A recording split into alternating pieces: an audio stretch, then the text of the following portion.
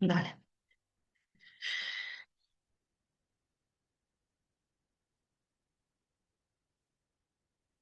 vale, ya vamos llegando todos. Sí que muy bien, bueno, todos, somos 9 personas todavía. Le damos un poquito de tiempo y empezamos. ¿Habéis mirado la actividad?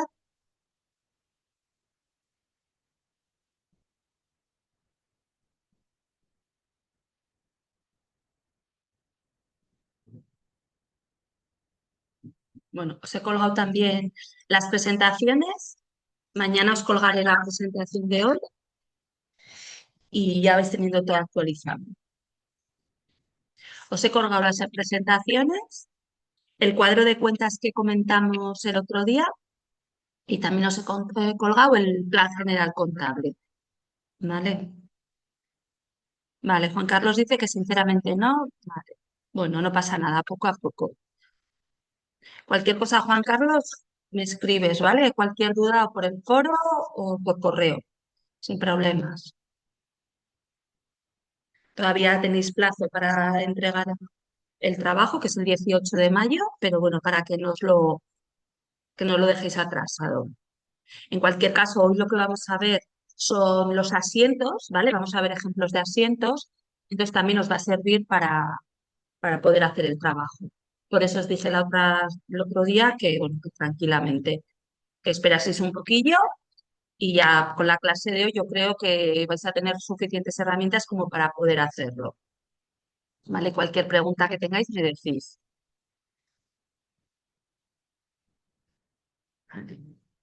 Sí, eso es lo que vamos a hacer hoy. En las presentaciones anteriores también tenía, pero ahora vamos a ver muchos más. Estuvimos hablando el otro día, ¿vale? Perdona, Ángel, te contesto a ti, ¿vale? Si vamos a hablar de la actividad. Estuvimos hablando un poco el otro día para que lo vierais, pero en cualquier caso sí que me parecía importante tener este tema con vosotros, ¿vale? Para que luego podáis hacer la actividad más fácil. Vale. Voy a empezar a compartiros y vamos a empezar a trabajar, ¿vale? Nada, Antonio, no pasa nada.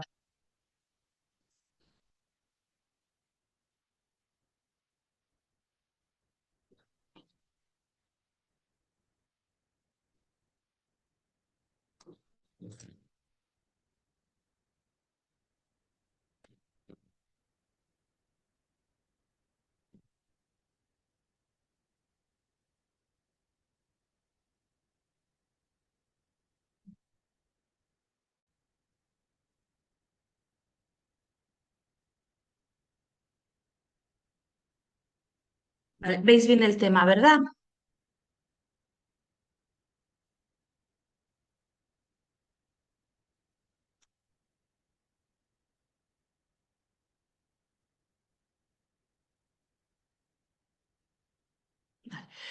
Pues lo que hoy vamos a ver es el tema 7, ¿vale? Que son la contabilización de las transacciones básicas de la empresa.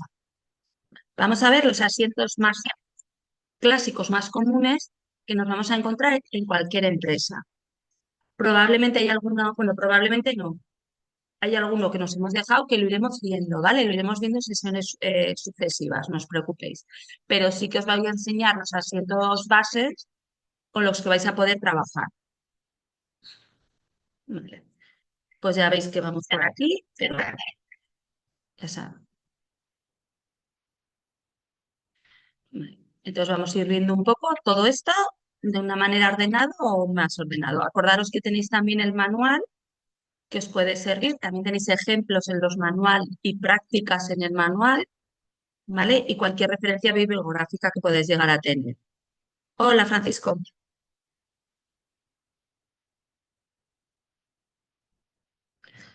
Vale. Bueno, ¿cómo estudiar este tema? Pues vamos a revisar unas ideas bases. Quiero que aprendamos o que sepamos cómo contabilizar, ¿vale? Acordaros que tenéis test por los temas y, bueno, la actividad es dejarlo que lo iremos viendo.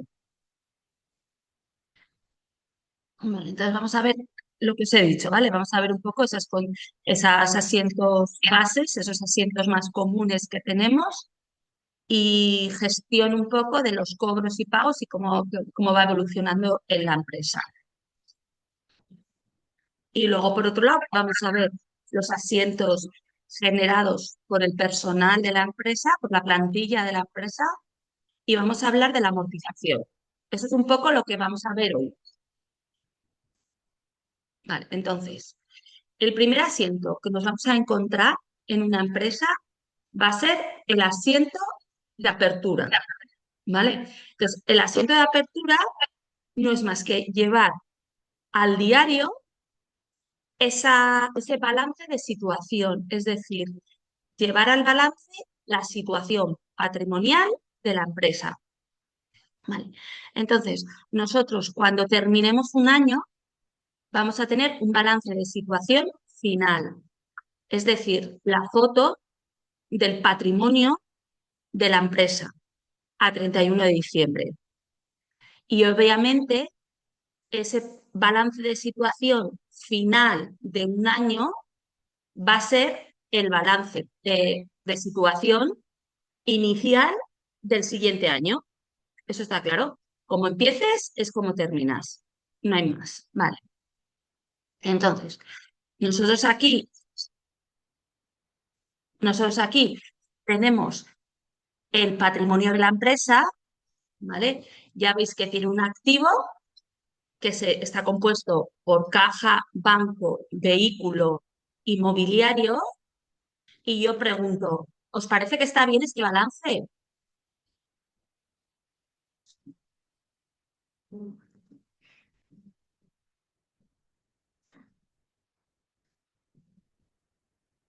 ¿Os parece? ¿Hay alguien que le chirría algo?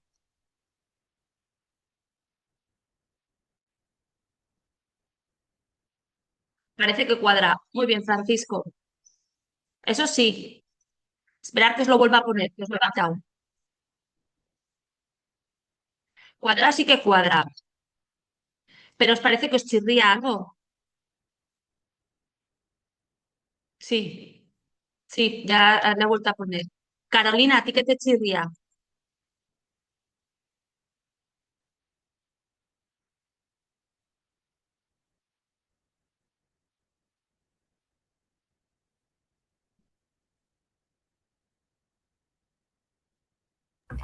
El activo debe de estar ubicado en el haber, quizá.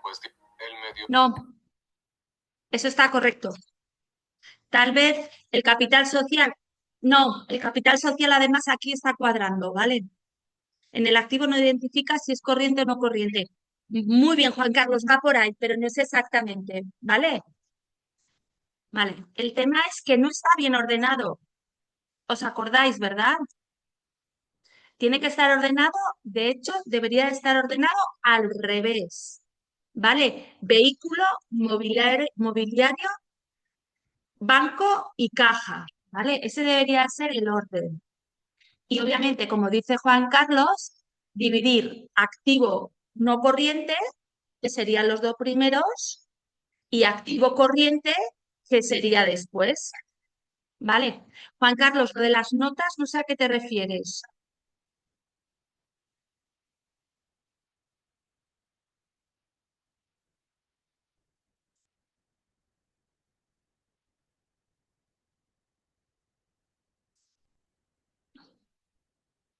Los epígrafes de la cuenta que pertenecen.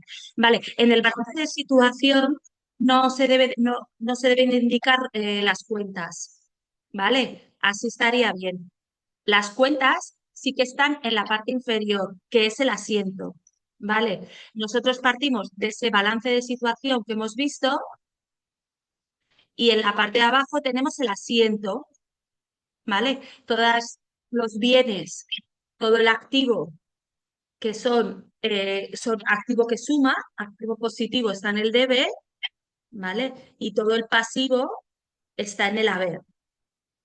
Y obviamente cuadran, ¿vale? Así como en el balance de situación, las cuentas tienen que estar, o sea, pueden estar o sea, en el balance de situación las masas patrimoniales están ordenadas, los asientos podéis ponerlo como queráis, ¿vale? Vale. Entonces, Juan Carlos, sin más una apreciación. Cuando hablamos de contabilidad no hablamos de epígrafe, sino que hablamos de cuentas, ¿vale? De cuentas o subcuentas, sin más. Vale, perfecto. Mira, pues lo dicho, ¿vale? El primer asiento que nos vamos a encontrar en contabilidad es el asiento de apertura, que es llevado a la contabilidad ese balance de situación. Y lo tenemos aquí claro, ¿vale? Pero hay ocasiones en las que no vamos a tener una balance de situación inicial porque la empresa está, o sea, se ha creado, ¿vale? Entonces, el primer asiento que nos vamos a encontrar va a ser el asiento de constitución, ¿vale? Tener en cuenta que el primer asiento que va a tener una empresa en su vida va a ser el asiento de constitución. Cuando nosotros constituyamos una empresa, el primer asiento va a ser el de la Constitución, ¿vale? Y el de la Constitución es el que vemos aquí, ¿vale? Siempre va a ser a capital social porque realmente lo que estamos es contabilizando, llevando al libro diario la constitución de la empresa y siempre va a ser a capital social y lo lógico es que sea del banco a capital social, porque para constituir una empresa tenemos que depositar ese capital social en una cuenta corriente, ¿vale? Nunca va a haber caja, nunca, ¿vale? Porque no puede haber caja, es incompatible. Sí que os he puesto en este caso un asiento con dos elementos, ¿vale? Con 218 que son elementos de transporte, y así vamos aprendiendo las cuentas, ¿vale? Y un 217 que son equipos para procesos de información, que son el ordenador, la impresora, la fotocopiadora, todo ese tipo de cosas, ¿vale? Entonces, nosotros cuando constituyamos una empresa, la vamos a poder constituir o con dinero, que en este caso son los 3.000 euros, o con elementos que aportemos a la empresa, ¿vale? Normalmente es cierto que no se da porque aportar elementos al capital de una empresa pues requiere una serie de trámites, una serie de justificaciones, ¿vale?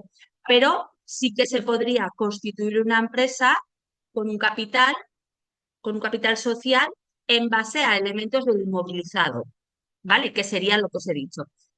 Por ejemplo, en este caso, transporte y equipos de información. ¿Sí? Estos son los principales con los que vamos a empezar. O uno u otro, ¿eh? Si es una empresa que se constituye en el año en el que estamos empezando a contabilizar, será este asiento de constitución, pero si es una empresa que ya lleva funcionando, tendremos el asiento de apertura, ¿vale? De hecho, se llama asiento de apertura. Vale. Ahora vamos a ir viendo diferentes asientos que nos van a surgir y os vamos a ir viendo las cuentas a las que hace referencia, ¿vale? Entonces, vamos a empezar con las del grupo 6. Las del grupo 6 son compras o gastos, ¿vale? Vamos a ver unos cuantos. Si vosotros veis el cuadro de cuenta que os he, que os he colgado, veréis que hay un montón de cuentas, ¿vale? No vamos a entrar en todas. De hecho, hay algunas que yo no las he utilizado en mi vida, ¿vale? Creo que cuando estudié en su momento y probablemente igual ni eso, pero bueno, que sepáis que existen, ¿vale? Entonces, nosotros vamos a empezar a trabajar con las del grupo 6. Estos dibujos o bueno, el recorte de las cuentas, las he sacado exactamente del cuadro de cuenta que tenéis, ¿vale? Porque he querido sacarlos. Sé que si los hubiese sacado de otro sitio hubiesen sido iguales, pero para que lo tengáis claro, ¿vale? Para que lo podáis buscar. Vale. Entonces, con las del grupo 6 vamos a empezar con las 60 compras, ¿vale? Veréis siempre, cuando veáis el cuadro de cuentas, que siempre empiezan 60 y luego ya los 3 dígitos, ¿vale? En algún sitio, en algún caso encontraréis 4, que es lo de menos, pero lo de 3 primas. Entonces, todas las de compras. ¿Y qué podemos comprar? Mercaderías, materias primas, otros aprovisionamientos, las 607 que son trabajos realizados por otras empresas. Es decir, cuando nosotros subcontratamos a otra empresa para hacer lo que nosotros hacemos, ¿vale? Vale. Y luego las devoluciones y rappels son cuentas negativas, ¿vale? No nos vamos a meter en devoluciones y rappels, veremos un poco cómo evoluciona el curso y en función de eso, pues nos meteremos un poco, dependiendo un poco de lo que necesitéis, ¿vale? Entonces, nosotros, las compras, acordaros cuando hablamos que los asientos tienen un debe y un haber, una derecha y una izquierda, si queréis, ¿vale? Es decir, es una balanza y la balanza tiene que estar equilibrada.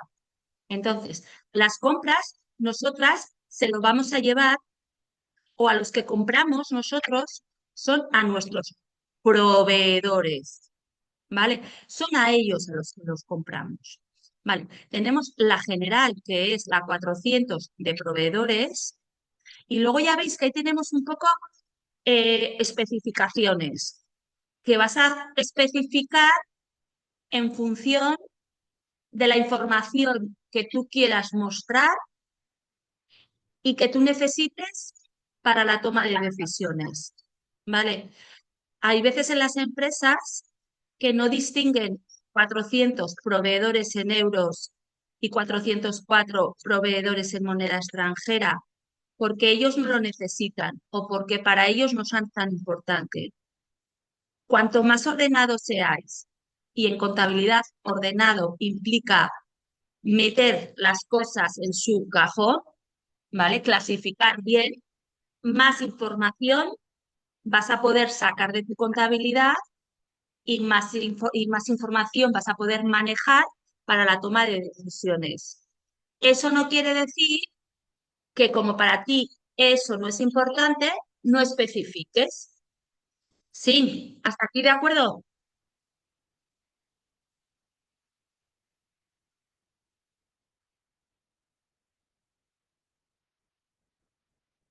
Vale. Pues entonces, el asiento de una compra tipo sería el que veis abajo. Vale. Lo que compramos, que son 1.000 euros, obviamente tenemos un IVA, ¿vale? Que el IVA es la 472 para las compras, ¿vale? Porque es un IVA soportado y todo eso se lo debemos a nuestro proveedor. A nuestro proveedor le tenemos que pagar 1.210, que es el valor de lo que compramos, más el impuesto. ¿Sí? Vale. Entonces sería el asiento tipo.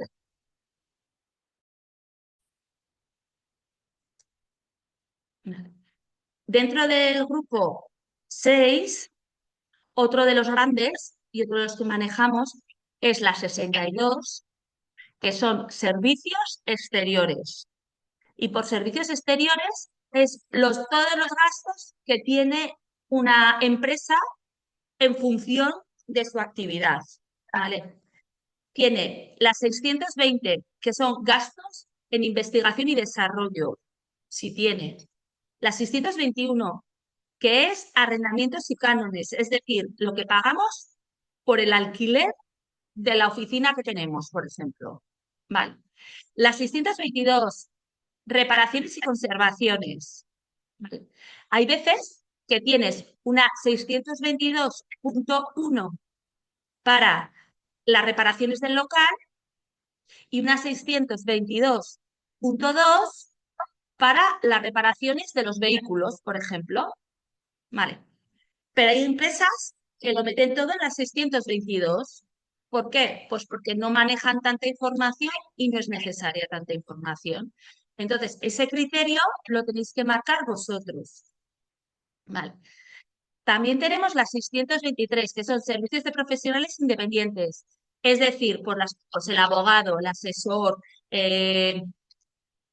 ese tipo de, pues el electricista, etcétera, etcétera, ese tipo de cosas, ¿vale? El electricista lo podríamos meter también en reparaciones, ¿vale? La 624, transporte. 625, primas de seguros. 626, servicios bancarios y similares.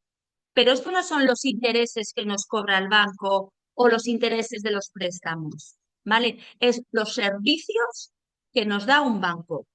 Si nos da, pues por el hecho de gestionarnos la remesa, etcétera, etcétera, ¿vale? Principalmente ese, por el hecho de gestionarnos la remesa, ¿vale?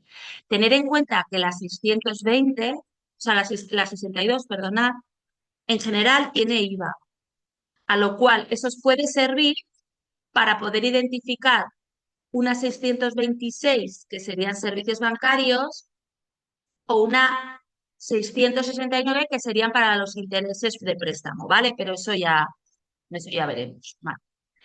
627, publicidad. 628, suministro, electricidad, teléfono, ¿vale? Y una 629, que serían otros servicios, ¿vale? El resto. Entonces, estos servicios exteriores, a quien les vamos a pagar o quien nos va a facturar, son nuestros acreedores, ¿vale? Tenemos proveedores que nos proveen y acreedores, que son al resto de personas que les debemos dinero, pero que no nos facturan algo que tenga que ver con nuestra actividad, sino con un servicio exterior, con un servicio complementario, ¿vale? Por decirlo de alguna forma, con los acreedores podríamos llegar a realizar nuestra actividad sin necesitarlos, mientras que a los proveedores los necesitamos, ¿vale? Entonces, con el asiento sería igual que hemos visto en el anterior, lo que pasa es que cambian las facturas, ¿vale? En este caso, en este ejemplo que veis aquí, ¿de qué podía ser ese asiento? ¿Se os puede ocurrir a alguien?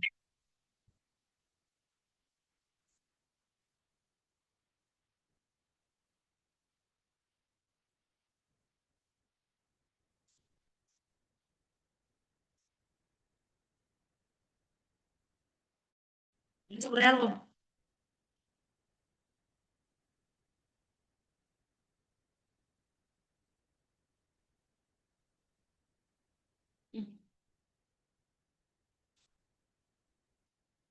Podría ser el teléfono, ¿verdad? O podría ser la luz, por ejemplo. Vale. Quiero enseñaros un... Sí, bueno, vamos a ver cómo se contabilizarían las primas de seguros, ¿vale? Como algo especial. Yo os he dicho que estas facturas, todos estos del grupo 62, van a tener, van a tener IVA, ¿vale? A no ser que sea una actividad exenta de IVA. Pero las 625, que son primas de seguros, van a tener especialidad, ¿vale? Por decirlo de alguna forma. Vale, entonces, los seguros no tienen IVA, eso por de pronto, ¿vale? Y como segundo, eh, normalmente cuando nosotros compramos algo, aunque lo paguemos en el momento, ¿vale? Lo vamos a llevar siempre a la 410. No lo vamos a llevar a caja. En esto hay mucha discusión y luego en la práctica mucha gente sí que es cierto que lo mete directamente a caja. Pero yo no soy partidaria de meterlo directamente a caja. Yo creo que es mejor meterlo al proveedor y en el mismo asiento hacer el pago, si lo hacéis en el momento, para que así no vayáis perdiendo información, ¿vale? Es importante no perder información por dos motivos. El primero es para poder tomar decisiones y el segundo es para poder detectar posibles errores que tengáis, que todos tenemos. Entonces, llevarlo directamente a proveedor nos va a ayudar a poder luego cotejar ese libro mayor y, por lo tanto, poder detectar cualquier problema, cualquier error que tengamos, independientemente de que además vamos a poder analizar cuánto gastamos en cada uno de nuestros proveedores. Y sin embargo, si no lo hacemos así, vamos a perder información. ¿Vale? Si vais a una empresa y veis que realmente lo están haciendo así, pues tampoco habría ningún problema, ¿vale? Pero mejor lo otro. Vale. Dicho esto, os he dicho que los seguros tenían como unas especialidades y esta es una de ellas, ¿vale? El seguro sí que lo vais a llevar a caja directamente, porque de hecho vais a daros cuenta o vais a detectar el pago del seguro cuando lo veáis en el movimiento bancario, ¿vale? Cuando lo veáis en el extracto. Ay, espera. Vale. Por lo tanto, ese seguro, ¿vale? Sí que lo vamos a llevar directamente a caja. La segunda cosa que quería explicaros, y voy a apoyarme en el seguro, es que los gastos se contabilizan cuando se dan. Eso significa, eso es el criterio de devengo, a lo cual, cuando nosotros tengamos un seguro, normalmente el seguro lo que te cubre es el riesgo, pues durante un año, que no coincide con nuestro año de contabilidad, con nuestro año natural. ¿Vale? Es decir, yo hago un seguro, yo pago un seguro y lo pago el 1 de agosto y ese seguro, ese gasto va a ser del 1 de agosto del 2026 al 31 de julio del 2027. Vale. Eh, Se establece en el Plan General Contable que hay que imputar el gasto en el año en que concurre ese gasto. ¿Vale? Por lo tanto, en el del seguro, lo que tendríamos que hacer es periodificar ese gasto. ¿Qué quiere decir? Imputar a gasto la parte del 1 de agosto al 31 de diciembre y dejar el 31 de diciembre, perdona, el 1 de enero al 31 de julio para el año siguiente. Eso es lo que hemos hecho en el asiento 2 y en el asiento 3. Nosotros hemos contabilizado en el asiento 1 el pago, pero luego sacamos de gasto la parte que corresponde al año, ¿vale? Entonces, lo reflejamos en la 480, que es gastos anticipados. Y al año siguiente, lo que vamos a hacer es dar de alta ese gasto, imputar ese gasto. Así que lo vamos a hacer desaparecer de la 480, que es donde lo teníamos, y vamos a dar de alta ese gasto. ¿Esto se entiende?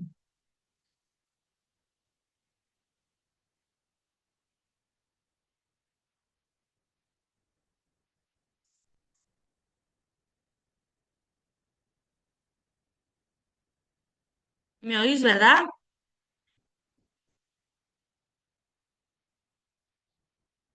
Vale, va cogiendo sentido para, bueno, vale, perfecto. Vale, pues entender que cuando hablemos de periodificación en otros apartados, es esta misma dinámica, ¿vale? Es encontrar, imputar a la 480 esa parte del gasto que no es de este año.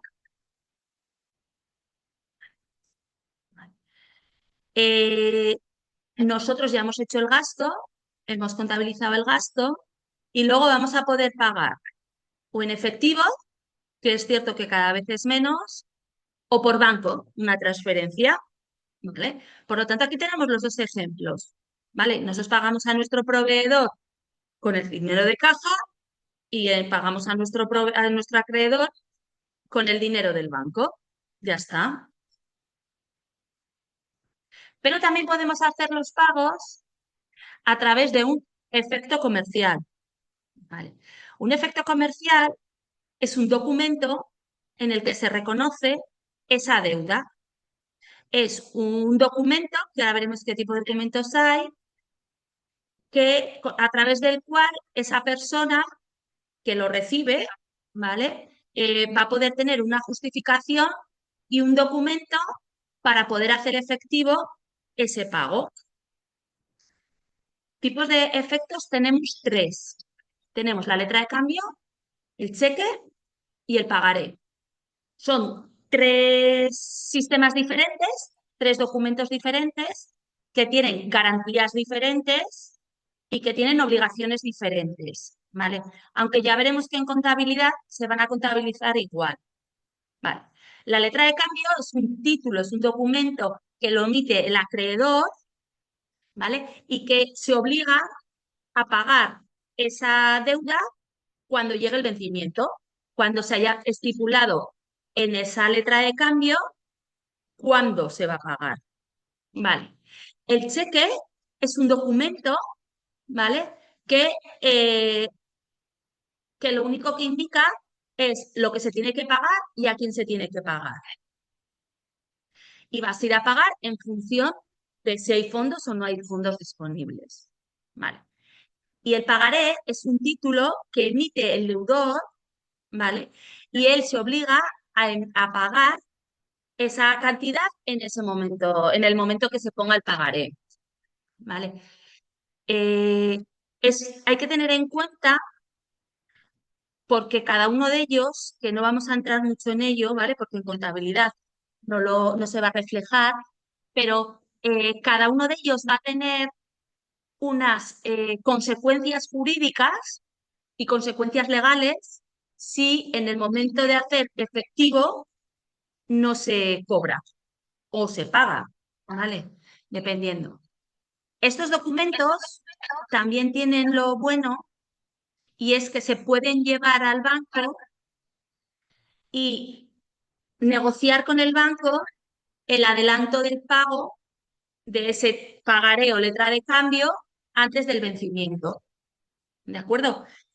Entonces puedes negociar en el banco las diferentes líneas de crédito, de pagarés o de letra de cambio. Los cheques suelen ser más difícil porque realmente los cheques es una orden de pago y dentro de estos tres documentos es el que menos seguridad jurídica tiene, ¿vale? Entonces, simplemente para que los tengáis, ¿vale? Entonces, nosotros tenemos un proveedor al que le debemos dinero, ¿vale? Y ahora nos aparece en juego este efecto comercial. Yo os he dicho siempre que la contabilidad es ordenada. No es lo mismo tener un proveedor a tener un documento que nos respalde esa deuda, ¿vale? Por lo tanto, vamos a tener una cuenta específica para indicar ese punto de diferencia, que sería, en el caso de la 400, que serían proveedores, sería la 401, que se llama efectos comerciales a pagar, ¿vale? Es decir, nosotros no tenemos una deuda, sino que además tenemos un compromiso de pago, que son diferentes. Cuando nosotros paguemos ese efecto, ¿vale? Vamos a ver el asiento de abajo, es decir, vamos a hacer desaparecer, vamos a dejar de tener un 401, por lo tanto lo vamos a poner en el débito y va a desaparecer, y en el banco pues nos va a desaparecer ese dinero, ¿vale? Entonces, estos serían los dos asientos que nosotros vamos a hacer cuando tengamos un efecto y cuando se pague ese efecto. Me cortáis, ¿eh? Si veis que... Vamos a dejarlo ahí, ¿vale? Vale. Hemos visto las del grupo 6, un poco las casuísticas, un poco cómo va. Vale.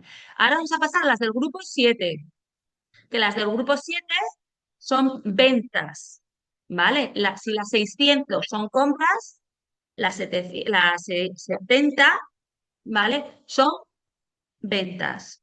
Tener en cuenta que lo que para unos es unas 600, para otro va a ser una 700.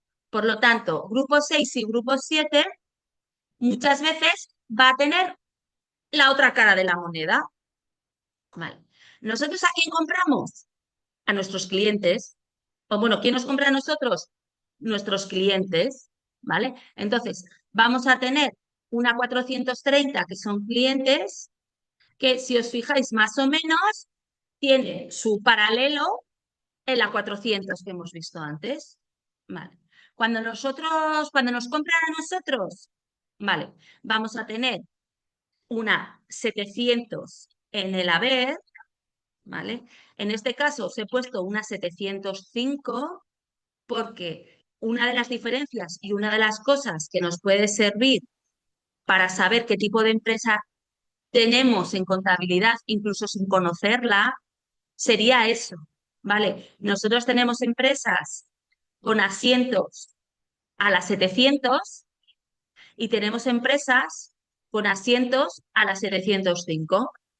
Por lo tanto, ya solamente con eso vamos a poder saber si es una empresa de mercancía, de productos, o porque crea productos, o porque vende productos, o vamos a tener una empresa de servicios.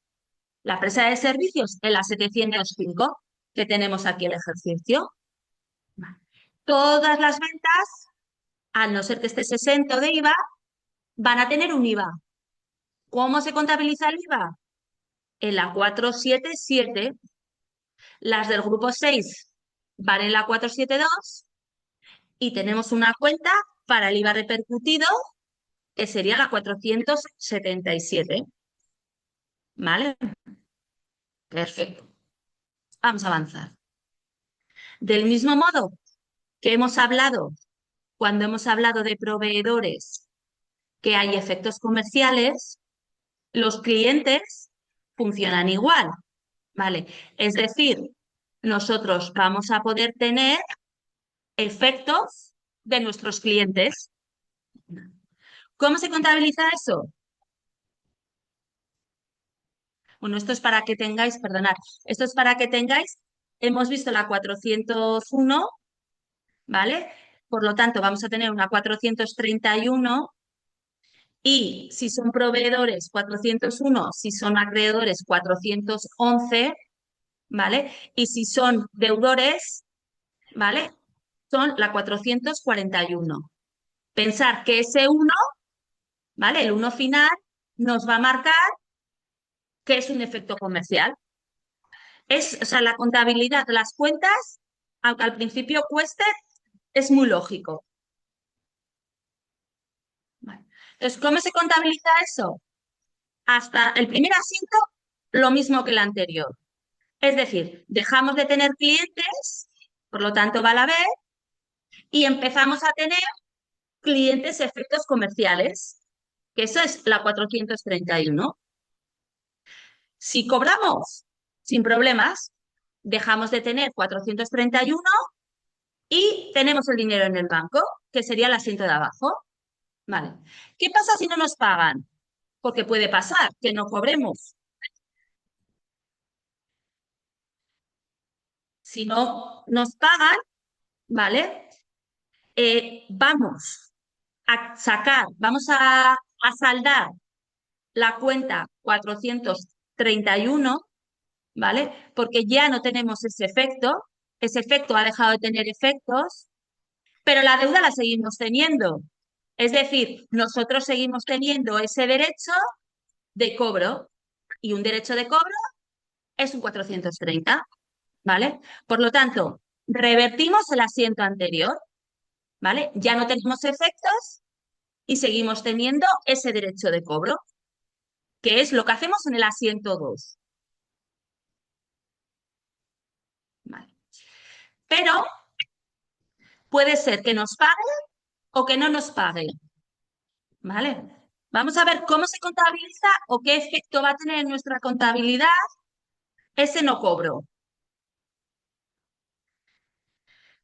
Ya en el mismo momento que ese cliente teníamos un efecto y no nos ha pagado, ¿vale? ya empezamos a sospechar que ese cliente no nos va a cobrar, ¿vale? Es decir, que es un cliente moroso. Y volvemos a lo mismo. Tenemos que identificar en contabilidad que tenemos esta morosidad, ¿vale? Que tenemos esta incobrabilidad. ¿Cómo lo hacemos? Con la 436, que es cliente de dudoso cobro, ¿vale? Es decir, dejamos de tener un cliente y ese cliente se convierte en una 436, que es cliente de dudoso cobro. Y este es el asiento. Pero que tengamos un cliente de dudoso cobro todavía no nos lleva a saber si nos va a cobrar o sea, si vamos a cobrar o no nos vamos a cobrar, ¿vale? Es decir, nosotros podemos tener un cliente de dudoso cobro. ¿Qué ha pasado? Ah, vale, perdonad. Vale, pues nosotros podemos tener un cliente de dudoso cobro, pero bueno, todavía tenemos esperanzas de cobrar, ¿vale? Si nosotros entendemos que esa pérdida, o sea, que nos va a que nos va a cobrar, que vamos a cobrar, o sea, es cierto que nos va a costar, pero lo vamos a cobrar, ¿vale? Podemos crear una pérdida por esa deuda o por ese derecho de cobro que no hemos cobrado. Para crear esa pérdida, vamos a crear unas 694, que son pérdidas por deterioro de créditos, y lo vamos a llevar a una 490, ¿vale? Es decir, vamos a llevar a gasto ese ingreso que habíamos tenido y que no lo vamos a llegar a cobrar, ¿vale? Si a pasar de todo llegamos a cobrarlo, ¿vale? Vamos a tener que reflejarlo en el banco como ingreso, vamos a tener que hacer desaparecer ese crédito, ¿vale? Esa 490, oye, hermano, esa 490, ¿vale? Y además, como habíamos hecho, como habíamos creado un gasto, unas 600, para revertir ese gasto, ¿vale? Tenemos que buscar un ingreso, ¿vale? Las cuentas de gastos y de ingresos, salvo determinadas, las del grupo 6 siempre va a ir en el debe y las del 7 van a ir en el hábil. Para poder contabilizar menos gasto, no ponemos ni negativo ni la llevamos a la vez, sino que creamos, que buscamos una del 7, una de ingresos, para llevarlos a la vez y compensar ese gasto. Sí,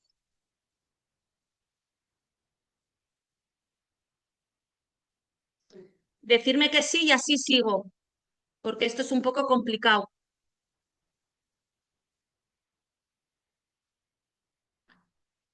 Vale, vale, perfecto. Vale. En este caso, nosotros hemos visto esas, ese dudoso cobro que tenemos, pero que sí que tenemos esperanza de cobrar. Pero puede ser que tengamos la certeza de que no lo vamos a cobrar, ¿vale? De que efectivamente no vamos a llegar a cobrar un concurso de acreedores, un cliente que desaparece. Es decir, nosotros sabemos que no vamos a cobrar esa deuda, ¿vale? Ese dinero que teníamos. Eh, para, e- para ello, ¿vale?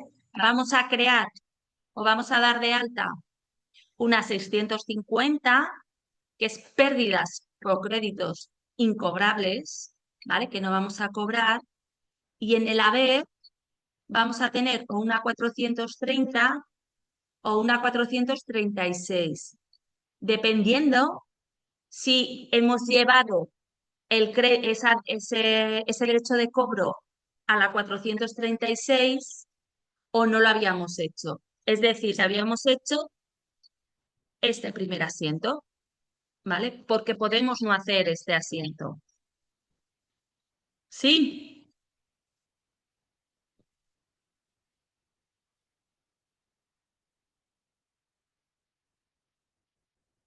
¿Sí, no? Vale. Tener en cuenta que el hecho de contabilizar y justificar y tener bien la información de una deuda incobrable nos va a permitir poder deducirnos el IVA que habíamos dicho que teníamos que cobrar y no hemos cobrado. ¿Vale? Por lo tanto, es importante manejar los créditos incobrables y tener controlado y saber la política para luego poder aprovecharnos en Hacienda de este crédito incobrable. Vale. Carolina, con este asiento se da por perdido el valor que había que... Sí, con este asiento lo que viene a decir es, porque nosotros vamos a hacer o este asiento o este de aquí, ¿vale? Entonces, cuando nosotros sepamos que no vamos a cobrar, a que es imposible que cobremos, vamos a hacer este asiento. Entonces, nuestro cliente, ese derecho de cobro va a desaparecer. Ya no vamos a tener ese derecho de cobro. Pero lo tenemos que hacer así para, sobre todo, para que luego en el IVA podamos aplicarnos las bonificaciones de estos créditos incobrables. Mm. Sí, Carolina.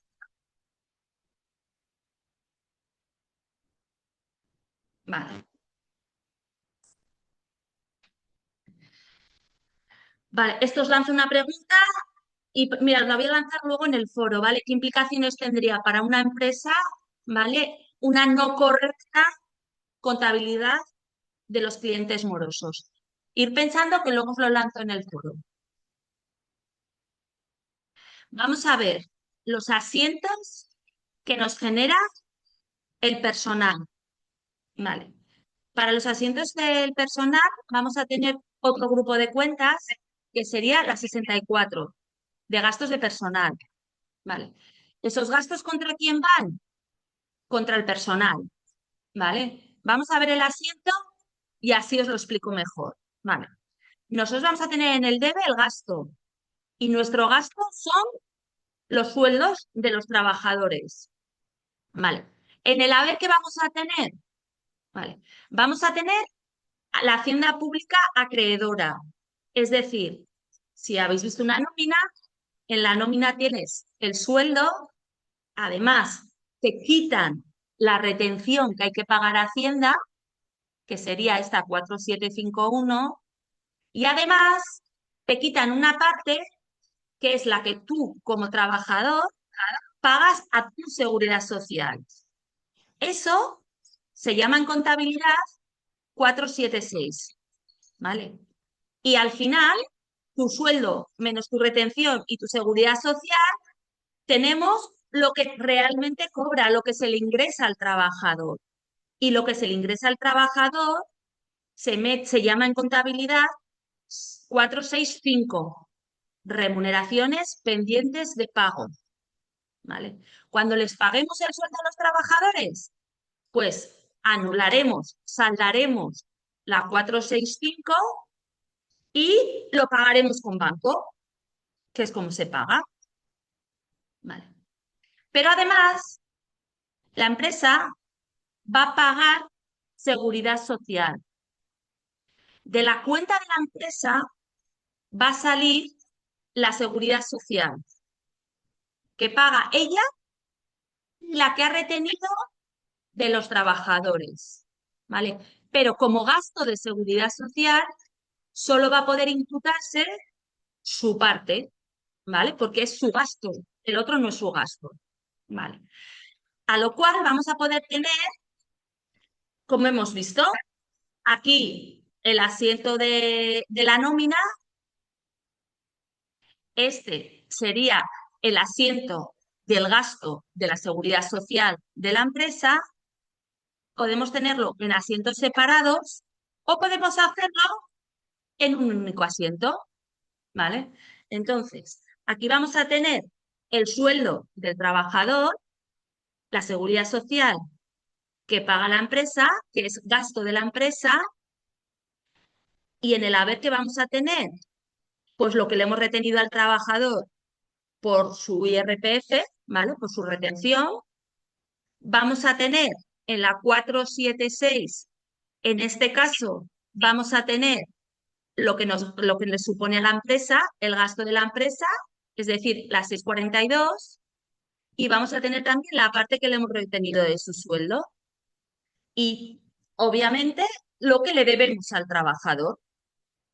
Son dos formas de hacer el mismo asiento o la misma, sí, el mismo hecho contable. Podemos elegir o hacerlo separado o hacerlo conjunto. Eso ya cada uno. Vamos a hablar en el ratico que nos queda, venga, de las amortizaciones, ¿vale? La amortización es la forma de llevar a la contabilidad el desgaste que le ocasiona los diferentes elementos de inmovilizado tiene. Para que nos hagamos una idea, y con lo que mejor se ve es con el coche, cuando tú tienes un coche, simplemente ya sacarlo del taller, del concesionario, ya ese coche va perdiendo valor.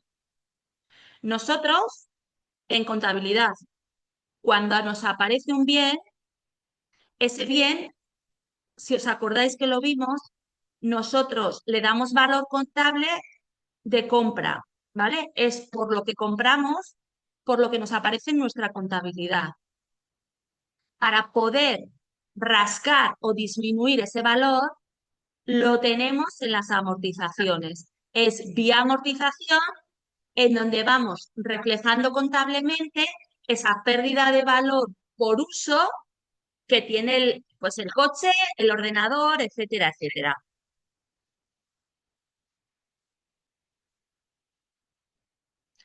Vale. Hay diferentes formas de calcular la amortización. Nosotros, en general, vamos a tenerlo en cuenta a través o mediante la amortización lineal.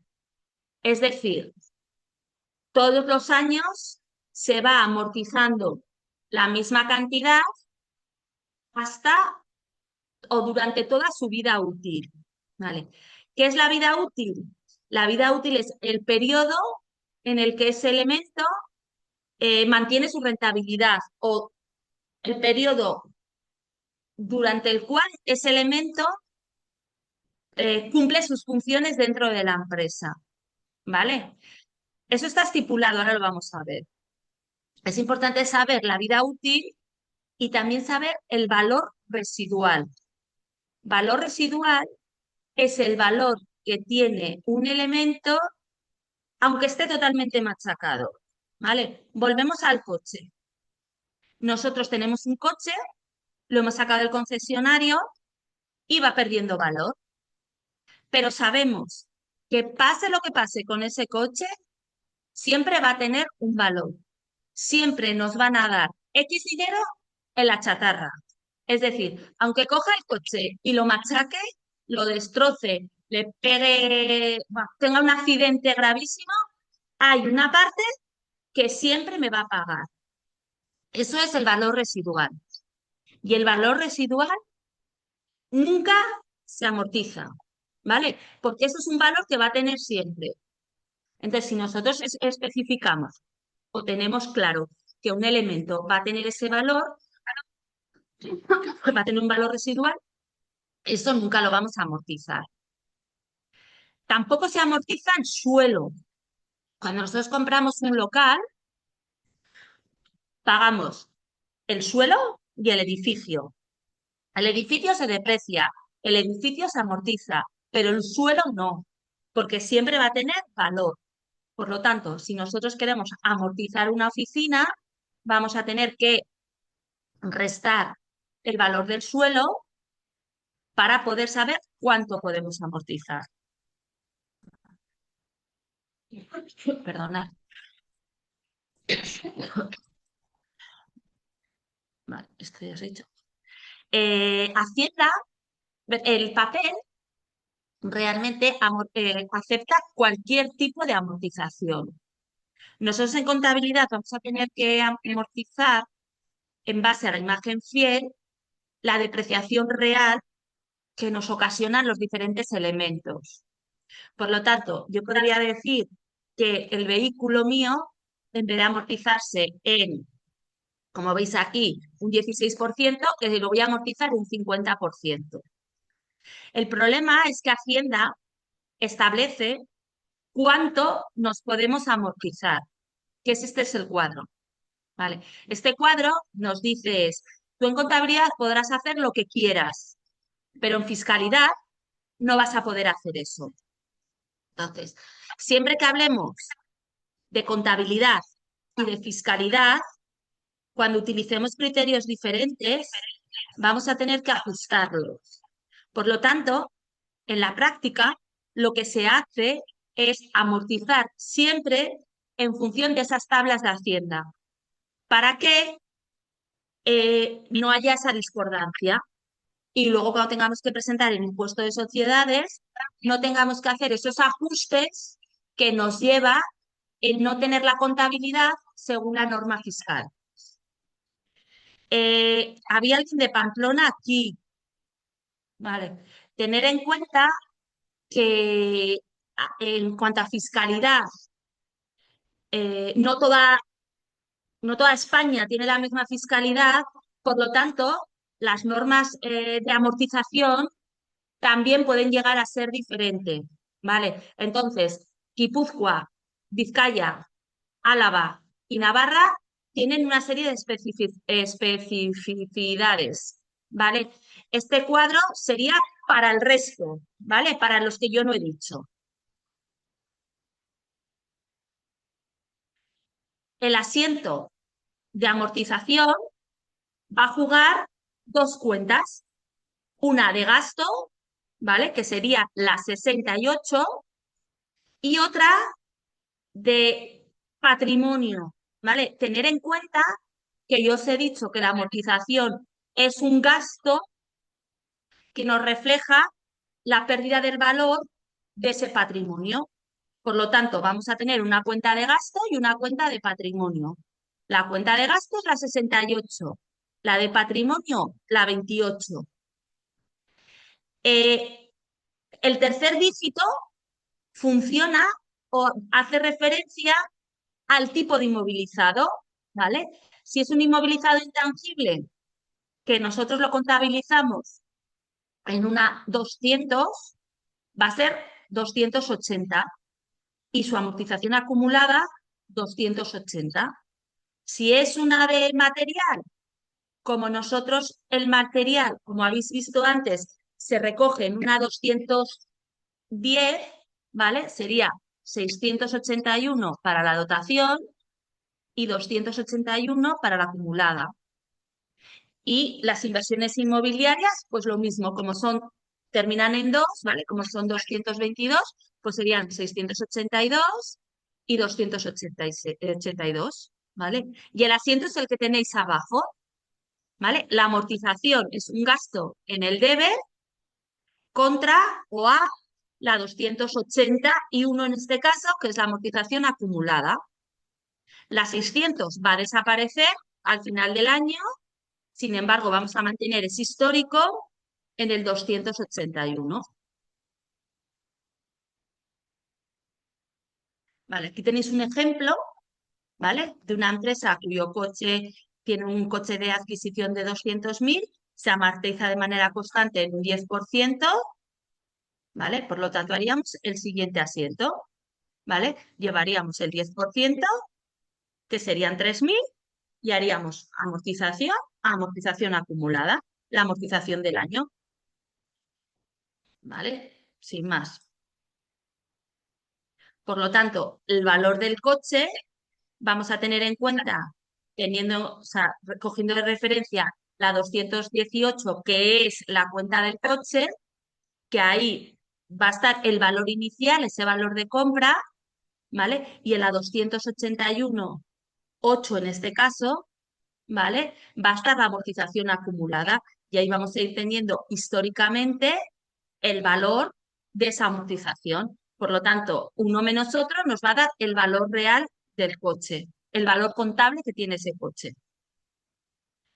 Sí,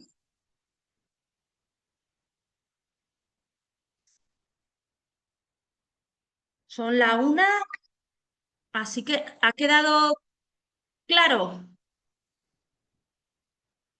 ¿Dudas? Me imagino que tendréis alguna. Muy bien, Angie.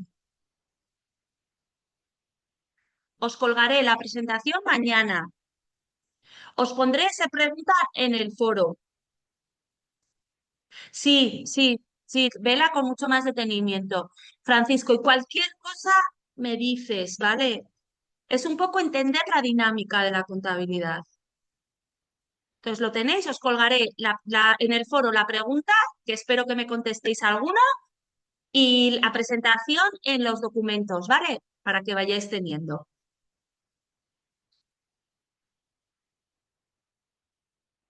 No, Carolina, el coche va a Carolina pregunta si entonces al inicio del siguiente periodo el coche va a tener un valor de 200. No, siempre el valor del coche siempre va a ser 30.000 y en la cuenta siempre va a aparecer 30.000.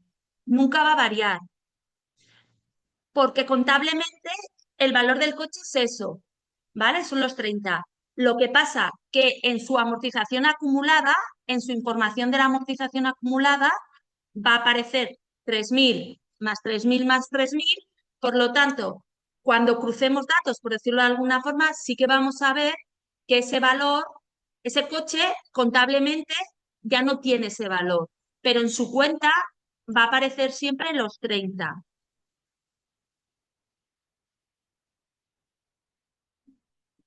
Ujú. Muy bien, Elena, buenas tardes. Ángel dice, me parece complicado, pero a poco a poco. Sí, poco a poco. Carolina, ok. Vale, perfecto. Bueno, pues aprovechar el puente, descansar y nada, nos vemos la semana que viene y en el foro y en las dudas, cuando queráis, aprovecharos, aprovechar y preguntar cualquier cosa.